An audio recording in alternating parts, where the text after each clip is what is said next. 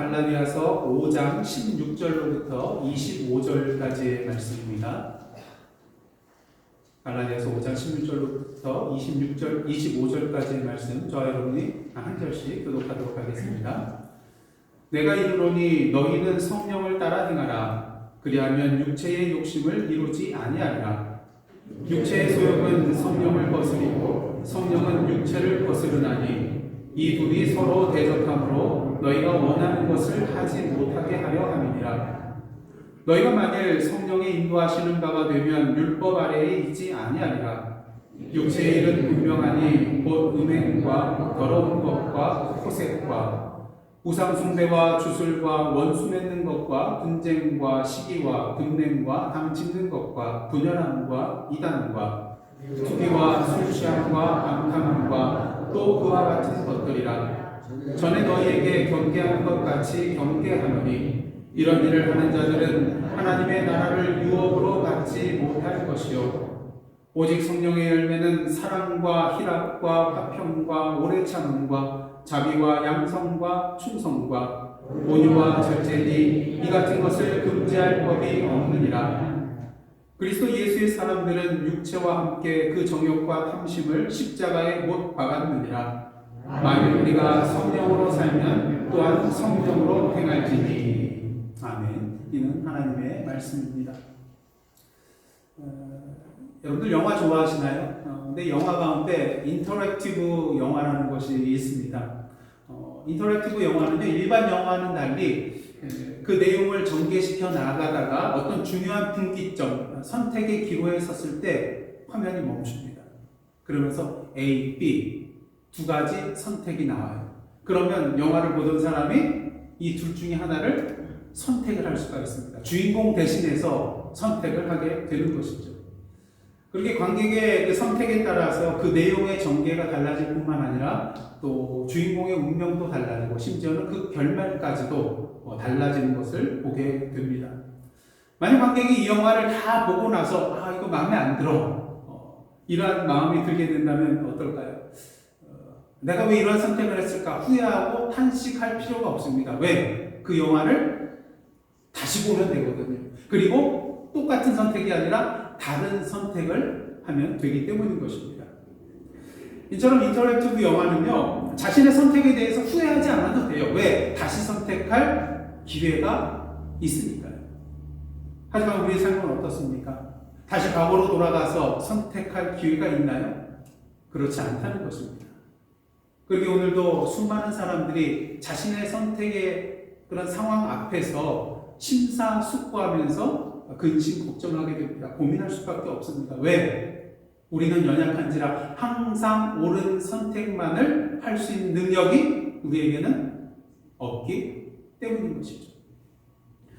미국이 GPS 위성을 민간에게 개방을 하였지만 다른 나라가 군사적인 용도로 사용할 수 있기 때문에 처음에는 일부러 오차 그 범위를 한 100여 미터 나게 했다고 합니다. 지금이야 뭐 1미터 막 이거 가까이까지 완전히 저희들이 정확한 위치를 파악할 수 있지만 그 이전만 하더라도 한 오차가 100여 미터 나도록 해가지고 일부러 군사용으로 사용하지 못하도록 했습니다. 근데 그러던 것이 2000년부터 이 오차를 없애면서 이제 차량용 내비게이션이 본격적으로 대중화되기 시작했죠. 그렇기 전에는 뭘 봐야 돼요? 항상 모르는 곳을 가면 지도책을 펼쳐놓고 계속해서 확인하면서 어느 길을 선택하며 가야 될지 그렇게 힘들게 운전하면서 갔습니다. 하지만 지금 여러분 그렇게 하나요? 아니요. 내비게이션이 있어서 손쉽게 목적지까지 운전하며 갈 수 있게 되었습니다. 왜? 내가 길을 선택할 필요가 없잖아요. 누가 알아서 해줘요? 내비게이션이 알아서 다른 길을 선택하여 알려주기 때문인 것입니다. 만약 우리가 신앙생활에 나아가는 데 있어서 항상 바른 길만 선택할 수 있도록 그 길을 인도해 주시는 영적인 내비게이션이 있다면 얼마나 좋겠습니까? 물론 우리의 길과 진리와 생명이 되시는 예수 그리스도께서 뭐라고 하셨어요? 나를 따라오라 이 말씀을 하셨어요. 하지만 문제는 무엇입니까? 그 예수님이 우리 눈앞에 보이나요? 그 예수님께서 직접 우리의 손을 이끌고 앞서 나가시나요? 육신적으로는 그렇지 못하다는 것입니다. 물론 하나님의 말씀이 성경이 우리 손에 들려 있어요. 이 성경이 진리잖아요. 그 진리신 예수님의 말씀이 또 이 안에, 하나님의 말씀이 이 안에 담겨 있잖아요. 그럼 이것이 진리라는 것을 알면은 그나마 성경을 좀 봐야 될 텐데 그렇지 못한 경우가 많이 있다는 것입니다. 그리고 또한 문제는 무엇입니까? 이것이 진리인 것은 알지만 이 진리의 말씀을 우리의 실제 삶 속에 어떻게 적용해 나가야 되는가? 쉽지가 않다는 거예요. 말씀을 전하는 저도 어떨 때는 이 말씀을 어떻게 풀어서 설명해 드려야 될지 참 힘들 때가 많이 있어요. 그만큼 이 말씀을 우리의 삶 가운데 실제적으로 적용시켜 나간다는 것 쉬운 일이 아니라는 것이죠. 지난주 말씀 여러분들 기억나시나요? 그리스도께서 우리를 자유롭게 하시려고 자유를 주셨는데 그 자유는 크게 두 가지 자유로 나눠볼 수가 있었죠. 무엇으로부터의 자유? 그러니까 죄와 또한 율법으로부터 자유입니다. 근데 그것뿐만 아니라 주님께서 우리에게 주신 자유는 어떠한 자유냐? 우리가 실제로 살아가면서 내 멋대로 내 마음대로 내가 원하는 것을 인간적으로 내가 원하고 세상적으로 말하는 그 모든 것들을 선택하며 나아갈 자유가 있음에도 불구하고 우리가 그리스도의 자유 안에서 어떻게 된다고요? 하나님께서 원하시고 하나님께서 기뻐하시는 일들을 자발적으로 선택하며 행할 수 있는 자유를 우리가 누릴 수 있게 되었다는 것입니다. 자, 그렇다면 우리가 어떻게 이렇게 하나님께서 원하시고 기뻐하시는 일을 자발적으로 택하며 행할 수 있게 되는 것일까? 그것은 바로 우리 안에 내주하시는 누구요? 바로 성령 하나님의 인도하심 때문이라고 할 수가 있겠습니다. 성령께서 우리 안에 계셔서 우리로 하여금 어떠한 길을 선택하고 어떠한 길로 나아갈 것을 분명히 알려주시기 때문인 것이죠. 그리고 그 길로 인도하시기 때문인 것입니다. 그러게 사도 바울은요, 오늘 본문 말씀을 통해서 성령이란 말을 7번씩이나 사용하면서 성령에 대해서 강조하고 있습니다. 특히 16절 상반절을 통하여 이렇게 말하고 있어요. 다 함께 읽겠습니다. 16절 상반절입니다. 시작. 내가 이르노니 너희는 성령을 따라 행하라. 너희는 성령을 따라 행하라. 명령이에요. 그렇다면 사도 바울이 이렇게 성령을 따라 행하라고 명령하는 이유는 무엇일까? 16절 하반절 다 함께 읽겠습니다. 시작. 그리하면 육체의 욕심을 이루지 아니하리라. 근데 조금 이상한 것이 있어요. 전에 저희들이 에베소서 말씀을 다룬 적이 있었는데 그 에베소서의 말씀에 의하면 사도 바울이 뭐라고 하고 있습니까? 우리 그리스도인들은 옛사람을 벗어버리고 새 사람을 입은 자라고 했어요. 어둠에 거하는 자들이 아니라 이제는 주 안에서 빛의 자녀가 되었다고 그렇게 말했습니다. 그렇다면 우리가 그리스도인으로서 새 옷을 입은 자로서 새 사람을 입은 자로서 빛의 자녀로서 오늘도 하나님의 말씀에 순종하며 하나님께서 원하시고 뜻하는 삶을 당연히 살아가야만 할 것입니다. 근데 오늘 본문에서 사도 바울은 성령을 따라 행하라고 명령하면서요, 그리하면 육체의 소욕을, 욕심을 이루지 않게 될 것이라고 말하고 있습니다. 당연히 그리스도인이라면 선한 일만 하고 하나님의 뜻대로만 살아가야 할 터인데 왜 사도 바울은 이런 말을 하고 있을까? 그 이유는요, 예수 그리스도를 우리가 믿고 그리스도인이 되었다 할지라도 우리의 삶 가운데 여전히 육체의 소욕을 이루고자 하는 잘못된 모습이 나타나기 때문인 것입니다. 그렇다면 이러한 현상이 나타나는 이유는 도대체 무엇일까요? 17절 말씀 제가 공독해 드리겠습니다. 육체의 소욕은 성령을 거스르고 성령은 육체를 거스르나니 이 둘이 서로 대적함으로 너희가 원하는 것을 하지 못하게 하려 함이니라. 예, 그렇습니다. 우리 안에서, 우리의 내면 속에서 두 세력이 계속해서 다투고 있다는 거예요. 우리가 예수 그리스도를 믿고 그리스도인이 되기 전에는 육체의 소욕이 우리를 지배하고 있었습니다. 그런 가운데 우리가 예수 그리스도를 믿고 하나님의 자녀가 됐을 때 성령께서는 우리 안에 임재하여 주시어서 우리를 새롭게 변화시켜 주시고 우리를 하여금 육체의 소욕으로부터 벗어나서 성령의 인도하신 가운데 살아갈 수 있도록 인도해 주셨습니다. 그런데 문제는요, 우리가 성령 안에 있음에도 불구하고 계속해서 옛사람의 본성이 우리의 마음을 흔들어 대고 있다는 것입니다. 여러분 어렸을 때 만화를 보면 이런 장면 자주 등장하죠. 예.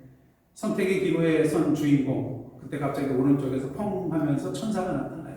그러면서 옆에 귓속말을 하면서 이 길로 가는 것이 정말 착한 것이고 선한 것이고 정말 보람된 길이야. 그러면서 이쪽을 선택하라고 이렇게 설득을 하죠. 그러면 이 주인공이 이 말을 잘 듣고 그렇지 이 길로 가야지 하면서 마음을 먹죠. 그러면 천사가 막 응원해 줍니다. 잘한다. 그리고 이 주인공은 어떻습니까? 참으로 내가 이런 바른 선택을 하다니 이렇게 만족스러운 얼굴로 환한 미소를 띠고 이쪽으로 가려고 해요. 그때 이 왼쪽에서 뭐가 나타납니까? 펑 하고 사탄이 나타나요. 삼지창을 들고 있는 사탄이 나타나서 또 그 왼쪽 귀에다 귓속말로 속속 내죠. 또 정말 이 길 갈 거야? 왜 손해를 보려고 해? 그냥 눈 딱 한 번 감고 내가 가르쳐주는 길로 가면은 네가 큰 이익을 보게 되는데 야 옆에 봐 세상 사람들 다 그렇게 하고 있어. 좋은 게 좋은 거 아니야? 이러면서 유혹을 해댑니다. 그럼 이때 주인공이 어떻게 됩니까? 어떻게 보람된 일을 인해 가지고 환한 미소를 띄었던 그 미소가 음흉한 미소로 바뀌어요. 그렇지. 왜 내가 손해를 봐? 그러면서 이제 사단이 가르쳐 쪽으로 쫙 가려고 해요. 그럼 또 다시 오른쪽에서 천사가 펑 나타나서 또 이쪽이 아니야, 이쪽 길로 가야 돼 하면서 설득을 하는 그런 모습을 보게 됩니다. 근데 여러분 이러한 내적 갈등과 다툼이 만화 속에서만 일어나는 것일까요? 아니죠. 우리의 삶의 현장 가운데 계속해서 반복돼서 일어나고 있는 우리의 현실이라는 것입니다. 그렇게 사도 바울은 로마서 7장 22절부터 24절을 통해서 이렇게 고백을 하죠. 내 속사람으로는 하나님의 법을 즐거워하되 문제가 무엇입니까? 내 지체 속에서 한 다른 법이 내 마음의 법과 싸워 내 지체 속에 있는 죄의 법으로 나를 사로잡는 것을 보는도다. 오라 나는 곤고한 사람이로다. 이 사망의 몸에서 누가 나를 건져내야. 사랑하는 성도 여러분, 사도 바울도 이러한 갈등 속에서 힘들어했는데 하물며 저와 여러분은 어떻겠습니까? 그렇게 바울은 갈라디아 성도들에게 너희는 성령을 따라 행하라고 명령하고 있는 거예요. 만약 우리가 성령 안에 제대로 거하지 않는다면 우리 안에 있는 육체의 소욕이 우리를 마구 흔들어대고 성령의 뜻을 거스르며 대적하여서 결국 우리의 마음이 육체의 소욕으로 기울어지도록 만들기 때문인 것입니다. 이런 상황 가운데 누군가 이런 말을 할 수가 있겠죠. 그렇다면 육체의 소욕이 성령의 능력보다 강한 거냐? 물론 그렇지는 않습니다. 그렇다면 그럼에도 불구하고 우리가 종종 성령께서 인도하시는 길로 가지 않고 육체의 소욕대로 나아가게 되는 이유는 도대체 무엇일까요? 그 이유는 간단합니다. 우리 안에 내주하고 계시는 성령께서는요, 우리에게 목줄을 채워가지고 우리를 억지로 끌고 가시는 분이 아니기 때문입니다. 그런 의미에서 바울은요, 오늘 본문 19절부터 21절을 통해서 육체의 소욕을 따르는 육체의 일에 해당되는 것이 무엇인지 15가지나 나열을 하고 있습니다. 그리고 그 길로 나아가는 자의 결과가 무엇인지 우리에게 분명히 알려주고 있죠. 이 15가지 육체의 일들은요, 크게 4가지 범주로 나눠볼 수가 있는데요. 한번 표를 보시죠. 성적인 영역, 종교적인 영역, 사회적인 영역, 그리고 음주에 관한 영역으로 나눠볼 수가 있습니다. 먼저 성적인 영역은요, 3가지가 있는데 음행과 더러운 것과 호색입니다. 음행이라는 것은 모든 형태의 불법적인 성관계를 말하고요. 더러운 것은 순리에 어긋난 성적 행위를 말합니다. 또한 호색은 이러한 성적인 죄들을 아무런 부끄러움 없이 뻔뻔하게 드러내고 찾는 것이 바로 이 호색이라고 할 수가 있을 것입니다. 그다음 두 번째는요, 종교적인 영역인데 2가지가 있습니다. 무엇입니까? 우상숭배와 주술입니다. 말 그대로 우상숭배는 우상들을, 다른 신들을 숭배하는 것을 말하고요. 주술은 그 악한 영과 거래를 하거나 또 스스로 성령의 일인 것처럼 가장하는 것. 이것도 주술에 해당된다고 할 수가 있겠습니다. 그 다음 세 번째는 사회적인 영역인데요. 무려 8가지가 나옵니다. 여러분들이 쉽게 이해할 수 있는 내용인데요. 원수 맺는 것, 분쟁, 시기, 분냄, 당짓는 것, 분열함, 이단. 이것은 종교적인 이단을 말하는 것이 아니라 파당짓는 그런 것들을 의미합니다. 그리고 질투하는 투기. 그리고 마지막으로 음주에 관한 영역인데요. 무엇입니까? 술 취함과 방탕함. 방탕함이 무엇입니까? 흥청되면서 먹고 마시는 것. 이것이 바로 방탕함이라고 할 수가 있을 것입니다. 자, 그렇다면 지금 15가지의 그런 육체 일들이 나열되어 있는데 여러분들은 이 15가지 일에 대해서 모두 다 자유로우신가요? 자유로우신가요? 15가지에 대해서 다 자유로우신 분 한번 손 들어보시기를 원합니다. 저도 손 든 거 아니에요. 아무도 없습니다. 분명히 마음에 걸리는 영역이 하나라도 있을 것입니다. 그럼 만약 이 모든 일에 대해서 내가 자유하다 할지라도 우리는 결코 방심해서는 안 되는 거예요. 왜? 바울이 육체에 대해서 소개하면서 마지막에 뭐라고 합니까? 투기와 술 취함과 방탕함과 또 그와 같은 것들이라. 마지막에 뭐가 붙어요? 또 그와 같은 것들이라.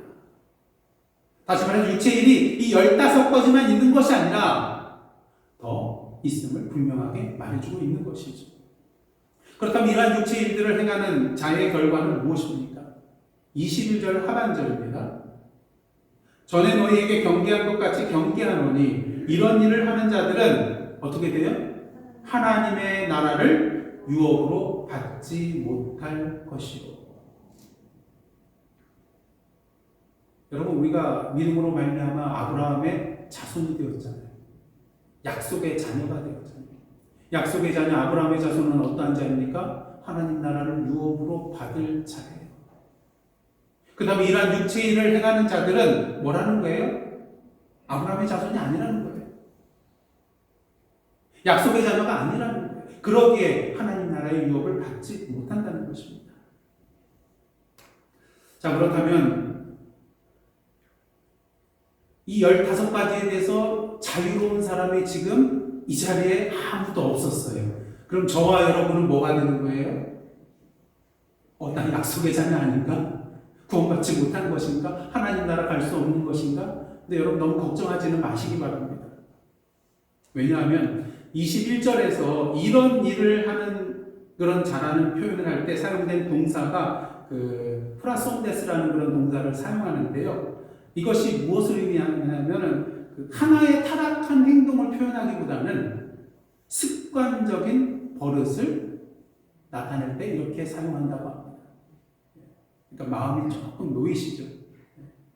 다시 말해서 우리가 어쩌다가 충동적으로 육체일을 행했다면 자신의 잘못을 회개하고 깨닫고 성령의 인도하심으로 말미암아 다시 성령의 열매들을 맺어 나가면서 살면 됩니다. 그 육체일들을 계속해서 삼가면서 멀리하며 나가면 문제가 없다는 것이죠. 그럼 문제가 되는 경우는 어떤 것입니까?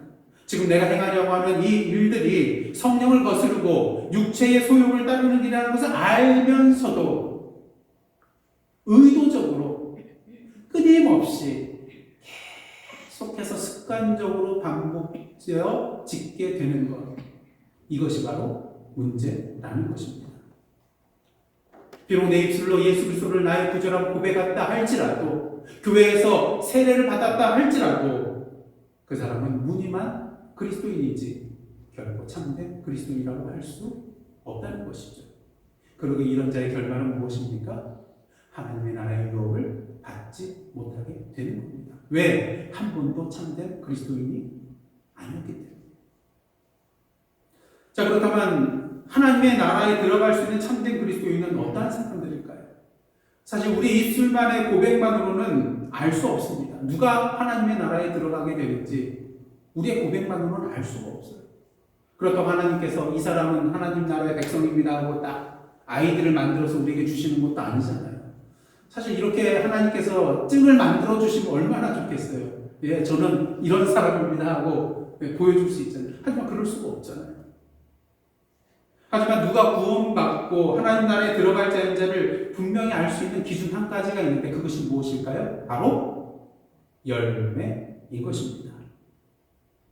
육체의 소욕을 따른 자는 육체의 일, 즉 육체의 열매를 맺을 수밖에 없고요.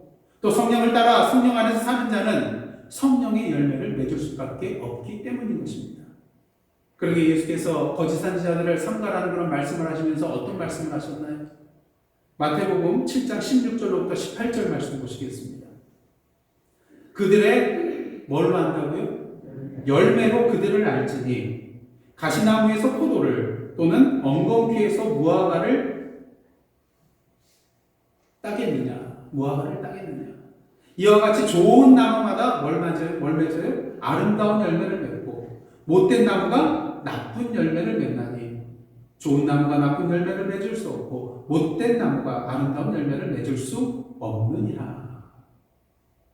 그렇다면 참된 그리스도인으로서 성령을 따라 행하는 자들이 맺어야 할 성령의 열매는 무엇일까요? 여러분도 어렸을 때부터 이거 많이 암송하셨죠? 갈라디아서 5장 22절부터 23절에 나오는 성령의 열매인데 저도 어렸을 때 주일학교에서 오직 성령의 열매는 이 노래 아세요? 오직 성령의 열매는 사랑이라 화평 오직 성령의 열매는 사랑이라 화평 인내와 자비와 양선 충성과 온유와 절제 오직 성령의 열매는 사랑이라 화평. 그래서 저는 주일학교 때 이 노래 배워가지고 지금까지 이 9가지 열매를 잊어먹지 않고 계속 기억하고 있습니다. 그래서 이 시간은 이 9가지 성령의 열매들 간략하게 설명을 해드릴 텐데요. 혹시 여러분의 삶 가운데 이 중에서 몇 가지의 열매들을 맺고 있는가 한번 손꼽아서 한번 헤아려 보시기를 원합니다. 첫째로 뭐죠? 사랑입니다. 여기서 쓰인 사랑이라는 단어는 헬라어로 뭘까요? 여러분들이 너무나 잘 아시는 아가페라는 그런 단어가 쓰였습니다. 요한복음 3장 16절 보시면 어떤 구절이 있습니까? 하나님이 세상을 이처럼 사랑하사 독생자를 주셨으니 그럼 여기에 쓰인 사랑이라는 단어가 뭘까요? 오늘 본문에 쓰인 바로 아가페라는 사랑의 단어가 쓰였습니다. 자신의 유익을 생각하지 아니하고 상대방을 위하여 자신의 모든 것을 내어줄 수 있는 무조건적이고 희생적인 그러한 사랑을 말한다고 할 수가 있을 것입니다. 그리고 둘째로 희락인데요. 이는 세상적인 쾌락과는 다릅니다. 세상적인 쾌락은 어떻습니까? 내가 뭘 좀 이렇게 차지하고 내 손에 뭔가를 그냥 가득 들어야만이 기뻐하게 되잖아요. 하지만 오늘 본문에서의 희락은요. 나를 구원하여 주신 아버지의 사랑 안에서 누리는 기쁨을 말하는 것입니다. 다시 말해서 그리스도 안에 있는 것 그 자체가 나에게 기쁨이 되는 것이죠.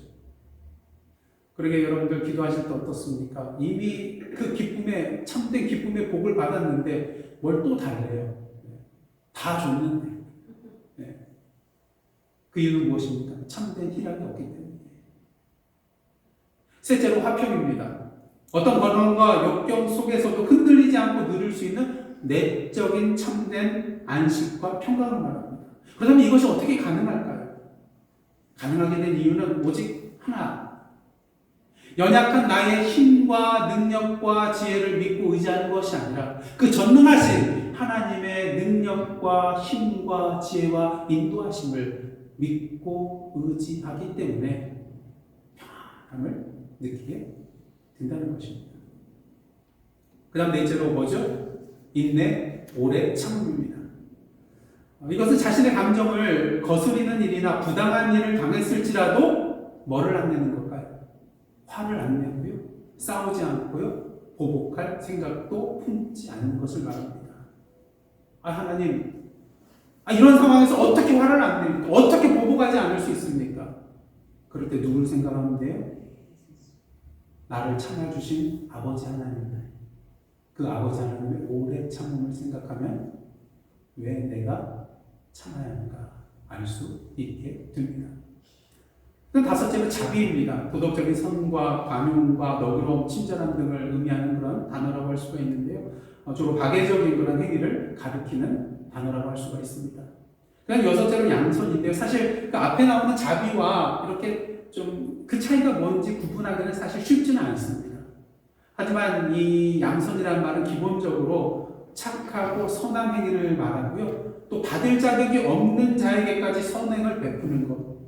그리고 때로는 상대방에 대해서 사랑으로 변책하고 교정하는 그것까지 포함하는 것이 양손이라고 할 수가 있을 것입니다. 그 다음 일곱째는 충성입니다. 여러분들 충성하면 군대에서 충성 이것만 생각이 나시는데 조금 그 차이가 있습니다. 이것과는 좀 차이가 있어요. 오늘 본문에서 나오는 충성이라는 것은요, 성실하고 충직하며 언행일치의 삶을 살아감으로써 이로 인하여 상대방으로 하여금 자신을 신뢰하고 의지할 수 있도록 만드는 것을 의미한다는 것입니다.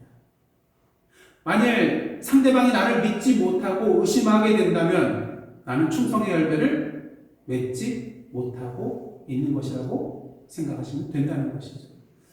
그런 면에서 옆에 분들 한번 바라보시기 원합니다. 믿고 의지할 만한가요? 정말 믿고 의지할 만한가요? 네, 그렇다면 상대방은 충성의 열매를 맺고 있는 것입니다. 그 다음에 여덟째는 온유입니다. 온유에 해당되는 헬라어는 여러 가지 뜻을 가지고 있기 때문에 콕 집어서 이것이다, 이 뜻이다 말할 수는 없겠고요. 여러 가지 뜻 중에 한 가지가 뭐냐면 하나님의 말씀을 따르는 순종, 그리고 교만하지 않은 겸손, 그리고 상대방의 처지를 생각해주는 사려 기쁨이 바로 이 온유에 해당된다고 할 수가 있습니다. 그리고 어떻게 보면은 육체의 일과 관련해서 가장 중요한 열매라고 할 수 있는 것 중에 하나가 바로 마지막 절제입니다. 육체의 일들을 행하려는 그 충동을 억제할 수 있는 것이기 때문인 것이죠. 사실 뭐든지 절제하기가 참 힘든 것 같습니다. 그동안 누려오던 것, 금단진상이 나타났거든요. 그동안 해왔었는데. 그러게 절제의 열매가 참으로 중요하다고 할 수가 있을 것입니다. 자, 지금까지 9가지 열매에 대해서 간략하게 소개를 해드렸는데요. 이 9가지 열매를 다 맺고 계신 분 한번 손 들어보시죠. 저도 아닙니다. 머리를 이렇게 긁적이시는 분도 계시는데. 사실 이 9가지 열매들 중에 한 가지 열매라도 제대로 맺는 것, 사실 쉽지 않은 일입니다. 그렇다고 이 열매들 중에 내가 지금 그래도 한 4-5가지 열매를 맺고 있으니 이 정도면 됐지, 만족해서는 결코 안 됩니다. 왜요? 22절 말씀을 한번 보도록 하겠습니다. 22절 말씀, 그 앞에 보시면 오직 성령의 열매는 사랑과 희락과 화평과 쭉 나오는데, 바울이 9가지 열매들에서 소개하면서 뭐라고 말하고 있습니까? 오직 성령의 열매는. 근데 여기서 쓰인 열매라는 단어, 열매라는 단어 어떻습니까? 복수형입니까? 단수형입니까? 단수예요. 바울이 지금 조금 있으면 이제 9가지 열매들을 소개해 주는데, 그렇다면 성령의 열매들은 이렇게 해야 되는데 왜 성령의 열매는 이렇게 표현하고 있는 것일까요? 사실 이것은 단수 명사이지만 단수 집합 명사입니다. 집합적인 의미를 가지고 있는 단수 명사인 것이죠.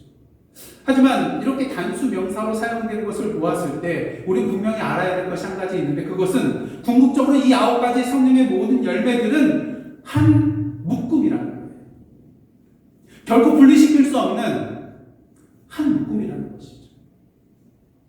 성령을 따라서 행하며 열매를 맺어 나아갈 때 사랑의 열매만 맺고 나머지 8가지의 열매를 맺지 않는다거나, 3가지 열매를 먹고 나머지 6가지 열매를 맺지 않는다거나, 7가지의 열매를 맺고 나머지 1가지 열매를 맺지 않는다면 표면상으로는 이 3가지가 차이가 있는 것처럼 보여요. 하지만 궁극적으로는 다 똑같다는 거예요. 온전히 성령의 열매를 맺지 못한 자가 된다는 것입니다. 왜? 우리가 우리 안에 내주하시는 성령의 인도하심을 따라 살아간다면 이 9가지의 열매를 모두 맺을 수 있기 때문인 것입니다.